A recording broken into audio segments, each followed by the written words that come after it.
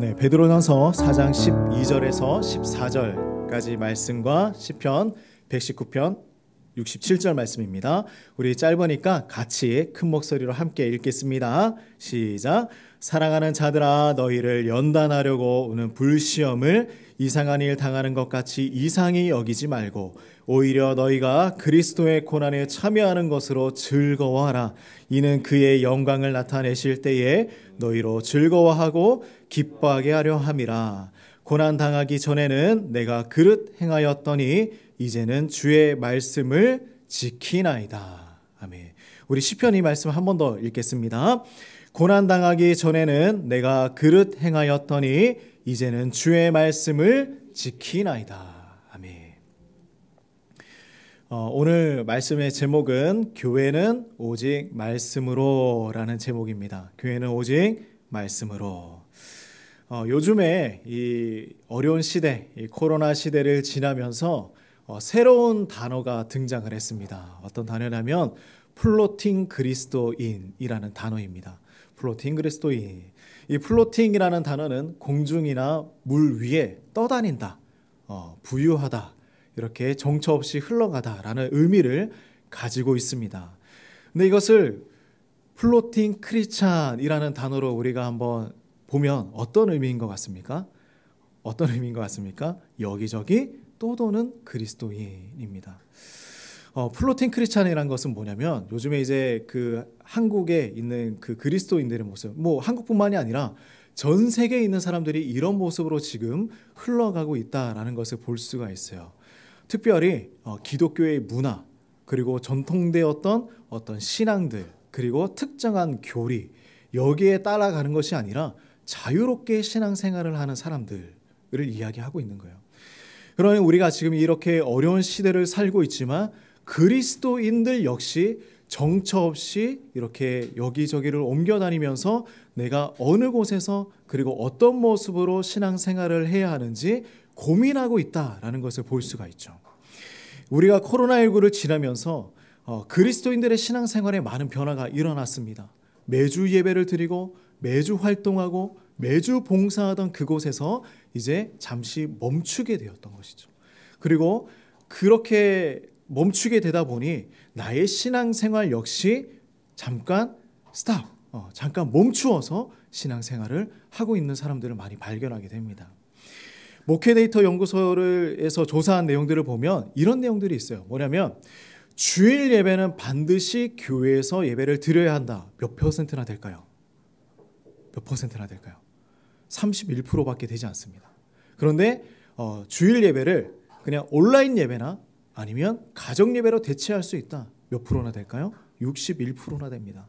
그러나 정작 이제 그 모든 규제가 끝나고 교회로 다시 모이세요라고 이제 얘기를 했더니 그래도 31%는 아니지만 50%까지는 교회 이제 성도들이 다시 돌아오는 모습들을 발견할 수 있었습니다. 이런 상황으로 지금 두 부류의 크리스찬의 모습이 이제 나타나게 되었는데 어떤 모습이냐면 이런 거예요.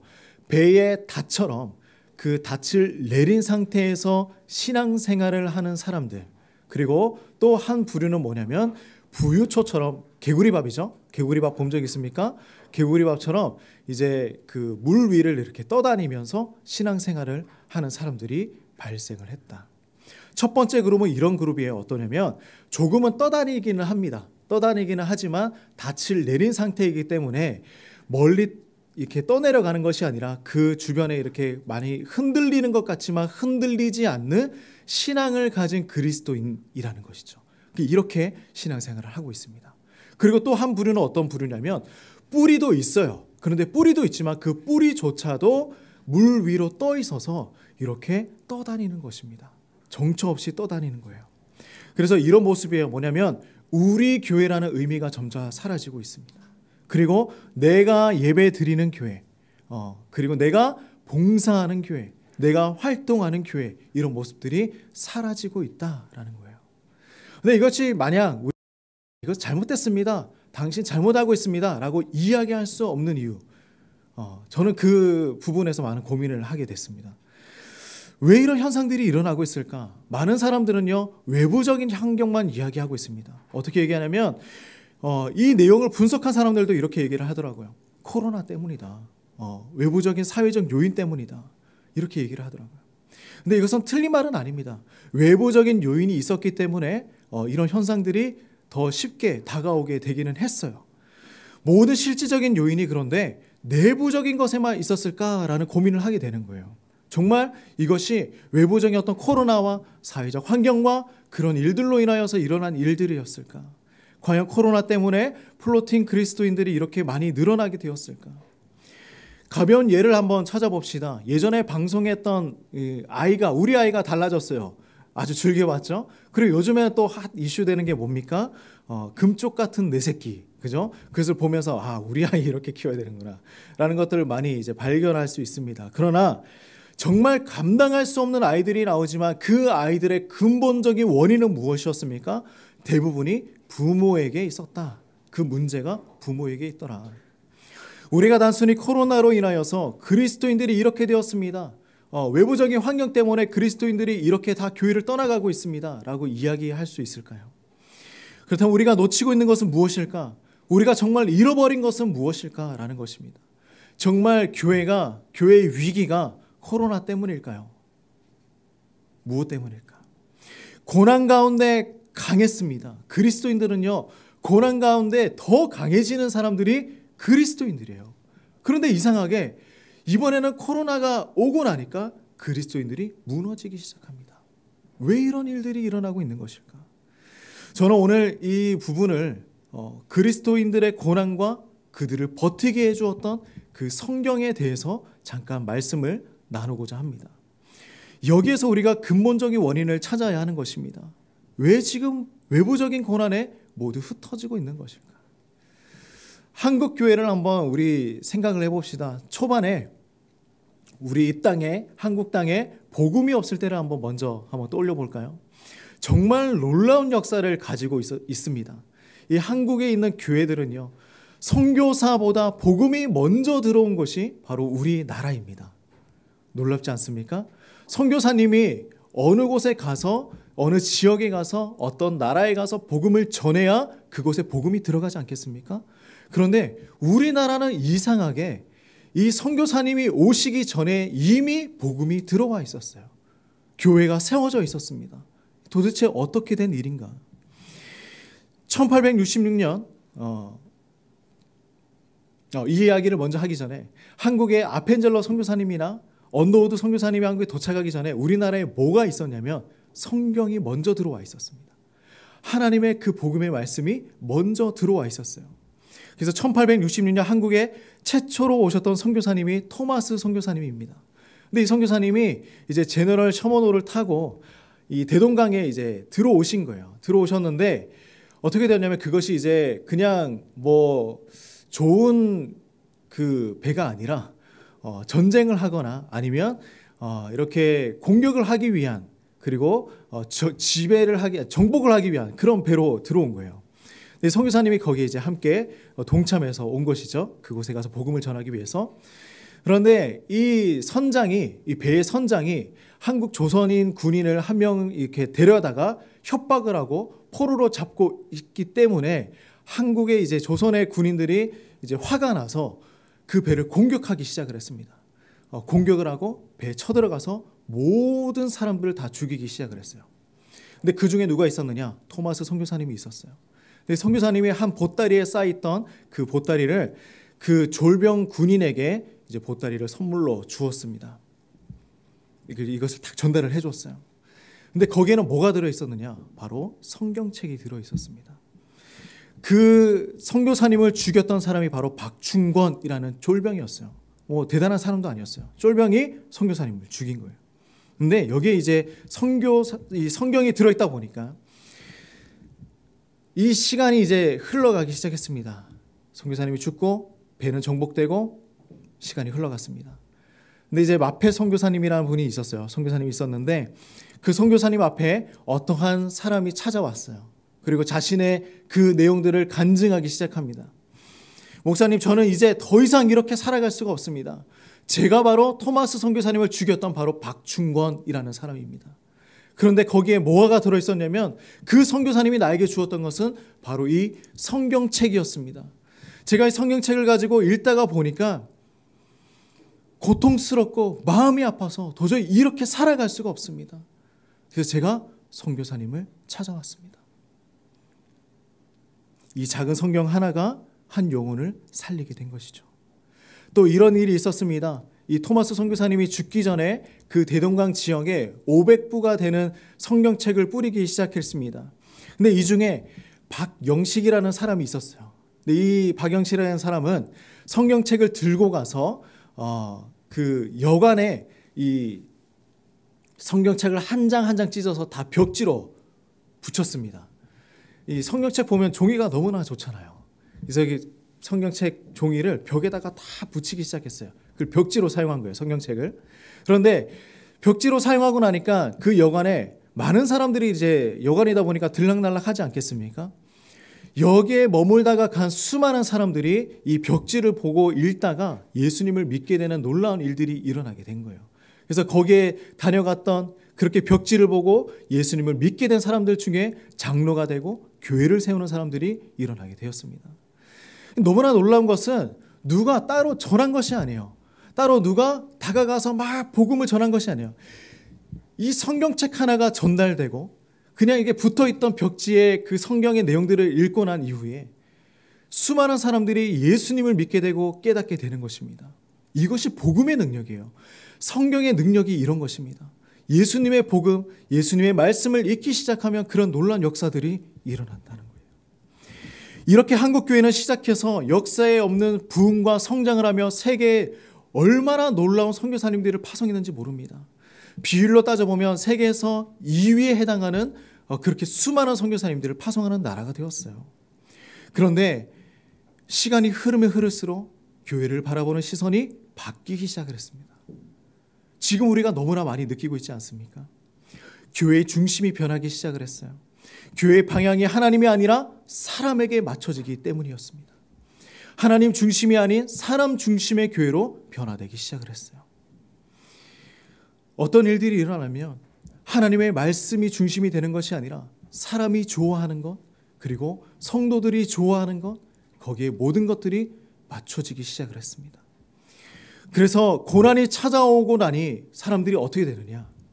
신앙의 중심이 부평초처럼 떠다니기 시작을 하는 거예요. 고난이 왔을 때 하나님의 말씀을 붙들고 하나님 말씀 붙들고 기도해야 하는데 고난을 잊기 위해서 이제는 세상에게 눈을 돌리기 시작을 했습니다. 나에게 축복을 가져오는 것, 내가 뭔가 더 부유해지는 것, 내가 더 즐거워지는 것, 내가 더 행복해지는 것, 중심이 흔들리기 시작하는 거예요.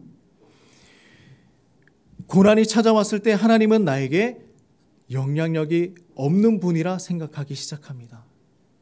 이상해졌어요. 찰스 스펄전 목사님은 이런 말씀을 했습니다. 앞에 화면을 보면 이런 내용을 제가 읽어드릴게요. 때로 우리 아버지의 미소가 어둠과 구름에 의해 가려지는 계절이 있습니다. 그러나 하나님께서는 우리를 결코 저버리지 않으심을 기억하십시오. 우리는 단지 버림받은 것 같은 느낌을 받을 뿐이지만 그리스도의 경우에는 정말로 버림을 받으신 것이었습니다. 누가 감히 그 거대한 고통을 짐작이나 할 수 있겠습니까? 나의 하나님, 나의 하나님, 어찌하여 나를 버리셨나이까? 우리가 생각하는 하나님은 어떤 하나님이십니까? 저는 지금 모든 분들에게 한번 물어보고 싶어요. 예수님을 믿고 따라가고 또 교회를 떠났던 분들에게 그때 당시에 당신을 이끌고 있었던 하나님은 어떤 분이셨습니까? 나의 하나님은 크신 하나님이십니까? 아니면 작은 하나님이십니까? 하나님이 작게 느껴질 때도 있으십니까? 우리가 고난의 때를 지날 때 하나님이 작게 느껴질 때가 있어요. 없다는 것이 아닙니다. 그리고 많은 사람들이 이 고난이 다가왔을 때 여러분, 많은 성도들이 그렇게 얘기하죠. 우리의 신앙을 더 단단하게 해줄 것은 이 고난입니다. 그렇게 많이 들어보지 않으셨습니까? 그러나 항상 그 고통이 우리를 단단하게 해주는 것이 아닙니다. 때로는 넘어지고 쓰러지고 신앙을 잃어버릴 때도 있어요. 결국은 하나님이 작게 여겨지고요. 심지어 하나님이 나와 함께하지 않는다라고 생각을 할 때가 있습니다. 하나님 나를 떠나지 않으셨습니까? 그러면 우리는 어떻게 이 고난의 때를 하나님을 생각하며 살아가야 할까요? 우리는 이 고난의 시간에서 하나님의 말씀을 통해서 하나님의 참 모습을 발견해 나가길 간절히 소망합니다. 하나님 말씀을 우리가 떠올려야 해요. 우리가 성경 속에서 고통 가운데 살아갔던 사람 중에 가장 큰 고통을 느꼈던 사람이 누구입니까? 바로 욥이라는 사람이죠. 욥이죠. 근데 욥은요, 그가 악한 일을 행한 것도 아니었습니다. 하나님께서 그를 증명하고 있는, 그에 대해서 평가하고 있는 말씀은 이런 말씀이에요. 뭐냐면 욥은 온전하고 정직하여 하나님을 경외한 사람이었고 악에서 떠난 자였더라. 하나님이 하신 말씀이에요. 욥을 향하여 하나님이 하신 말씀이에요. 근데 그는 하나님을 멀리하지도 않았고 신실한 사람이었습니다. 그런데 성경 가운데 가장 큰 고통을 당한 사람, 가장 큰 아픔을 겪었던 사람이 욥이었어요. 사도 바울의 삶도 그렇죠. 복음을 전할 때마다 이상한 일이 일어납니다. 고통을 받아요. 핍박받습니다. 이상한 일이 일어나는 거예요. 배를 타고 복음을 전하러 갔어요. 근데 배는 어떻게 됩니까? 배는 난파되고요. 더 고통 가운데 있고 더 어려운 일들이 일어납니다. 이 사도 요한이 뭐 관광여행 간 게 아니잖아요. 하나님의 복음을 전하러 간 거잖아요. 근데 왜 배가 난파됩니까? 하나님 지켜주셔야죠. 이상한 일이 일어나는 거예요. 그런데 그가 고백하는 것은 이런 것입니다. 나의 약함을 고백하고 있는 거예요. 하나님, 내가 약합니다. 나 부족합니다. 하나님, 저는 죄인입니다. 저는 괴수입니다. 이런 것들을 고백하고 있는 거예요. 바울은 복음과 함께 고난을 받는 것, 이것이 그의 신앙이었어요. 그 신앙의 고백이었습니다. 디모데후서 3장 12절 말씀에 이렇게 얘기하죠. 무릇 그리스도 예수 안에서 경건하게 살고자 하는 자는 박해를 받을 것이다. 박해를 받을 것이다. 우리의 신앙은요, 이런 거예요.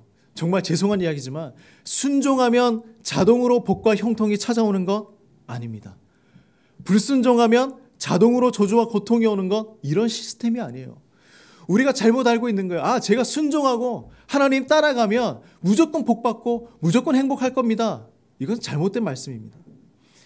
그러나 성경을 보면 우리가 최선을 다해서 하나님의 말씀에 순종하였음에도 불구하고 그 약속된 복 하나 받지도 못하고 오직 진노와 분노만 받았던 한 분이 계십니다.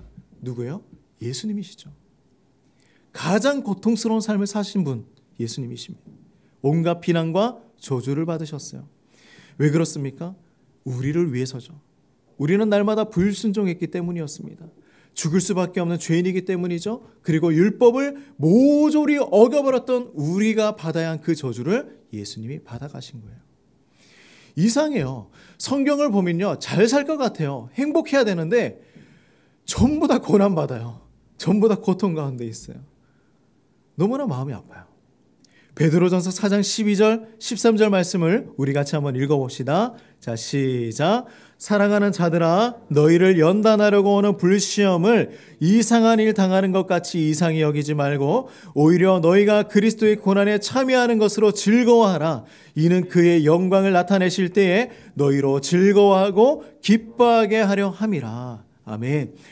그러면 우리 이렇게 질문할 수 있잖아요. 예수님께서 우리의 모든 질고와 고통과 저주와 아픔을 다 대신 짊어지셨다는데 이제는 우리가 고통이 없어야 하는 것이 정상 아닙니까? 그렇지 않겠습니까? 우리가 이론적으로 생각해 보면 그렇잖아요. 예수님 다 가져가셨잖아요. 근데 왜 우리가 저주받아야 합니까? 왜 우리가 고통받아야 합니까? 이상한 거예요. 그런데 여기에 대한 답은 다시 한번 제가 죄송하지만 이거예요. 뭐냐면 하나님은요, 고통을 사용하신다라는 것입니다. 하나님은 고통을 사용하신다. 우리의 눈으로 바라보는 눈앞의 현실은 고통과 아픔이 있어요. 그런데 하나님의 눈으로 바라볼 때는요, 그 고통이 선이 되게끔 만들어 주십니다. 우리는 이것을 믿어야 해요. 지금은 내 발 위의 길이 고통의 길이지만 하나님의 지혜에는, 그 계획에는 거대한 목적이 있다라는 것을 우리는 발견할 수 있어야 합니다. 하나님은 고난의 시간을 통하여서 수많은 사람에게 구원과 능력을 베풀어 주실 것입니다. 우리 그거 느껴보신 적 있으십니까? 성경은요, 이런 이야기들로 가득해요. 우리가 잘 알고 있는 요셉 이야기 너무나 잘 알고 있지 않습니까? 우리 친구들도 요셉 이야기 좋아하지 않습니까? 요셉은요, 배신당했죠. 배반당했죠. 감옥에 갇혔어요. 그의 인생이 모두 다 그런 인생이었습니다. 그렇게 고난을 당했지만 마지막에 자신의 인생을 망치려고 했던 그 형들을 향하여서 그가 고백한 내용은 무엇입니까? 창세기 50장 20절 말씀입니다. 이렇게 얘기하죠. 당신들은 나를 해하려 하였으나 하나님은 그것을 선으로 바꾸사 오늘과 같이 많은 백성의 생명을 구원하게 하시려 하셨습니다. 하나님은 그 고통과 그 아픔을 선으로 바꾸어 주셨다 고백을 하고 있어요. 교회도 마찬가지입니다. 예루살렘 교회도 이런 어려움들이 있었어요. 기근이 있었습니다. 먹을 것이 없었어요. 가진 것이 없었습니다. 그러나 그들은 무엇을 하였느냐? 마게도냐 사람들은요, 기쁨으로 함께 살아가기 위해서 헌금하고 나누었습니다. 그들과 함께 살아가고자, 지금 이것을 이겨나가고자 그들은 함께 나누고 헌금했습니다. 헌물했습니다. 우리의 모든 삶의 순간에는 하나님의 분명한 목적이 있는 것입니다. 그런데 우리는 이런 질문들을 던질 수 있어요. 하나님의 목적이 무엇입니까? 그죠? 목적이 있다는데 그럼 하나님 목적 무엇입니까? 많은 성도님들이 이렇게 얘기해요. 코로나19 때문에 사업이 망했습니다. 너무 마음이 아파요. 제 가족이 어려움을 겪고 있습니다. 교회에 재정적으로 어려움이 찾아왔습니다. 많은 성도님들이 교회를 떠났습니다. 하나님의 계획이 여기에도 있습니까? 있을까요? 우리는 잘 몰라요. 때로는 하나님은 이유를 가르쳐주지 않으세요. 욥을 생각해 보면 성경을 통하여서 우리는 욥에 대한 이야기를 너무나 잘 알고 있잖아요. 그죠? 그런데 성경을 통하여서 욥을 봤을 때는 우리는 왜 욥이 고통당했는지 알 수 있습니다. 사단과 하나님이 시험한 것이죠. 그런데 욥 자신에게는 아무리 성경을 들춰봐도 욥 자신에게 이야기해 준 하나님의 음성은 없었습니다. 왜 내가 고통받아야 하는지 하나님은 욥에게 이야기해 주시지 않는 거예요. 우리가 겪는 고통의 이유를 알 수 없을지 모르지만 그런데 분명한 사실이 하나 있어요. 뭐냐면 우리는 답을 알고 있다. 답을 알고 있다. 하나님이 우리를 사랑하지 않으셔서 그렇습니까? 하나님이 우리를 괴롭게 하시려고 우리에게 고통 주셨습니까? 아니라는 거예요. 아니라는 거예요. 우리는 알고 있잖아요. 만일 우리를 사랑하지 않으셔서 우리를 괴롭게 하려고 고통을 주셨다면 왜 우리 예수님께서 그 고통 속에 돌아가셨어야 했을까요? 우리의 고통을 누구보다 가장 잘 알고 있는 분이 바로 예수님 아니십니까? 예수님은 고통 가운데 아버지를 향하여 이렇게 고백하십니다. 아버지, 내 영혼을 아버지께, 아버지의 손에 올려드립니다. 내 영혼을 하나님께 맡겨드립니다. 결국은 뭐였냐면 아버지의 손 안에 나를 맡기는 거였어요.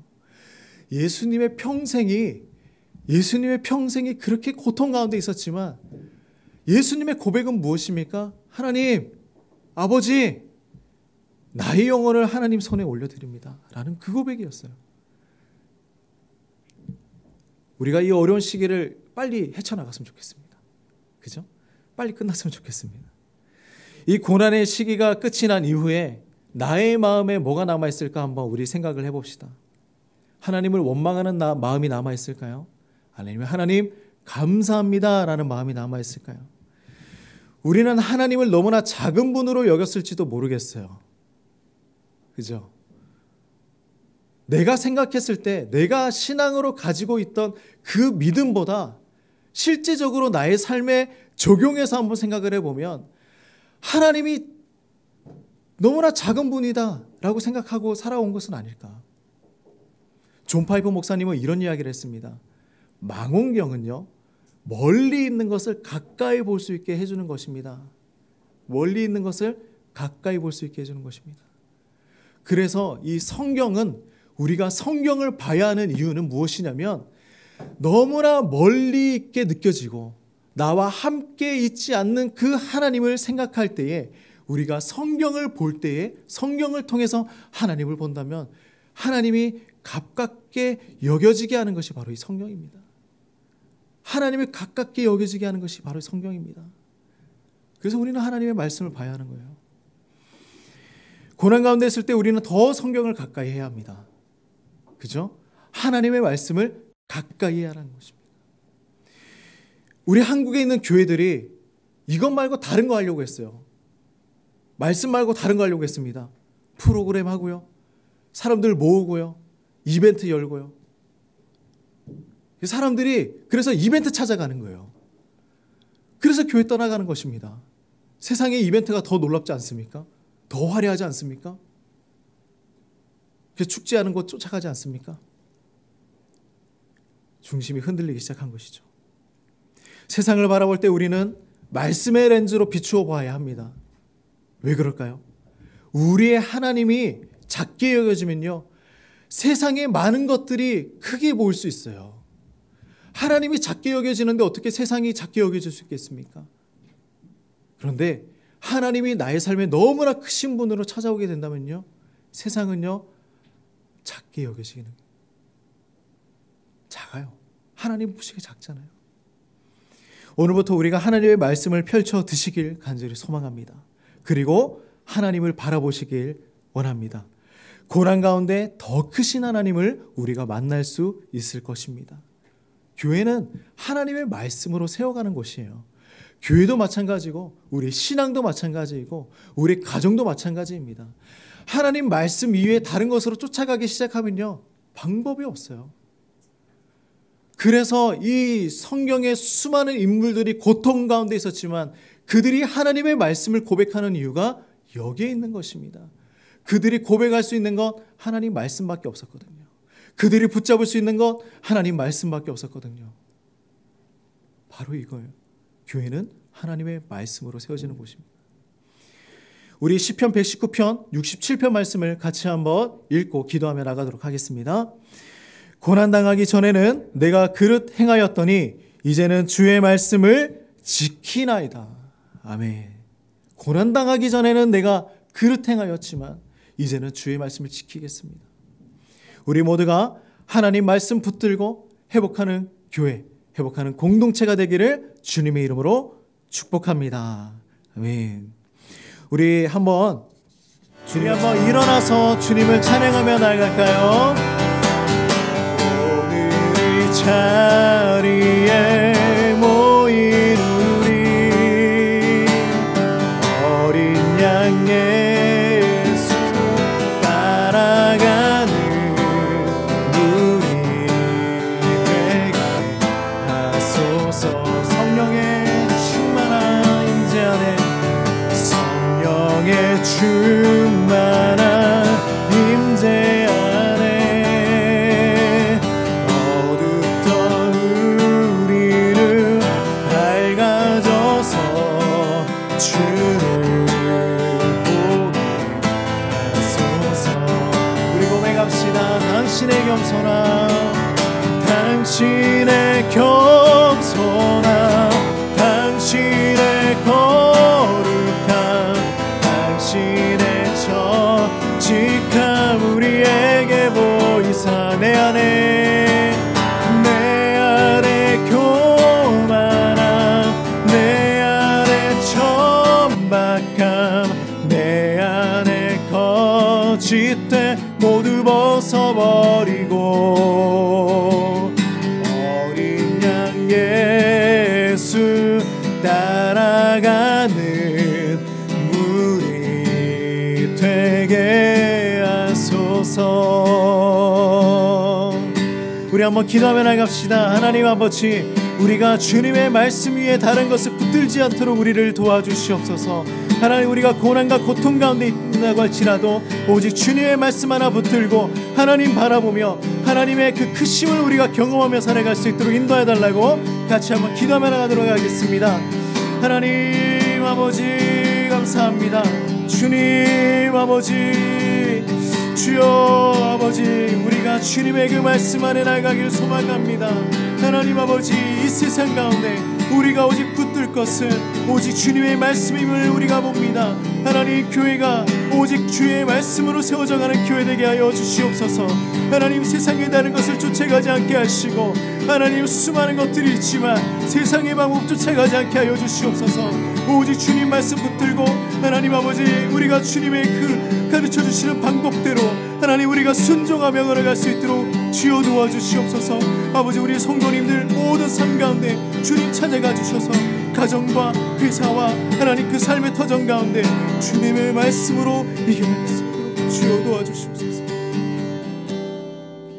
하나님 아버지, 우리가 세상에 수많은 방법이 있다고 할지라도 하나님 기뻐하시는 오직 주님의 말씀 붙들고 우리가 교회와 공동체와 가정과 우리의 모든 삶의 터전을 세워나갈 수 있도록 인도하여 주시옵소서. 예수님의 이름으로 기도드립니다. 이제는 예수 그리스도의 은혜와 하나님의 무한하신 사랑과 성령의 교통하심이 오직 주님의 말씀 하나 붙들고 살아가길 소망하는 우리 모든 성도님들의 삶 가운데 이제로부터 영원토록 함께 하시기를 주의 이름으로 축원하옵나이다. 아멘.